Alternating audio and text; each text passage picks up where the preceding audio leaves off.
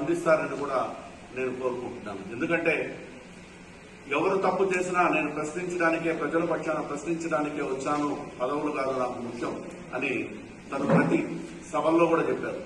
ఈ రోజు సూపర్ 6 లో మొదటి వాగ్దానం అయినటువంటి తల్లికి వందనం కార్యక్రమాన్ని మొత్తం ప్రతి బిడ్డకి ఇస్తానన్నటువంటి దాంట్లో ఈ రోజు ఎటువంటి స్పందన లేకుండా తల్లికి ఒక్కటే అమ్మఒడి తల్లికి వందనం అనే విధంగా పెట్టినప్పుడు దీని మీద పవన్ కళ్యాణ్ గారు ప్రశ్నించాలని కూడా కోరుకుంటూ ప్రజల పక్షాన ఇంకా చేయాల్సినటువంటి సూపర్ 6 కార్యక్రమాల్లో ఉచిత బస్సు ఇంతవరకు ఆచరణకు రాలేదు.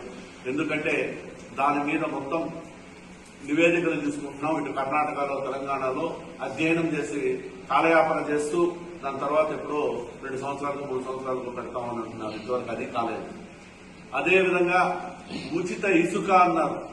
ఉచిత ఇసుకలో ఉచితమే ఉంది కానీ ఇసుక మాత్రం ఉచితం ఎక్కడా లేదు. నిన్న పేపర్లో క్లియర్ గా ఇచ్చారు. ఏ ఊర్లో ఎంతంత రేట్లు టిప్పరు అనే విధంగా క్లియర్ గా కూడా ఇచ్చారు. మనకు కూడా లోకల్లో ఇసుక ఎంతెంతకి ఇస్తూ ఉంటారు అనేది కూడా మనం చూస్తా ఉన్నాం. పేరుకు మాత్రం ఉచిత ఇసుక అన్నారు. దాంట్లో ఉచితం మాత్రం ఉంది కానీ ఇసుక మాత్రం రావడం లేదు. కాబట్టి ఇది కూడా కరెక్ట్ కాదు అని నేను మీ ద్వారా తెలియజేస్తా ఉన్నాను.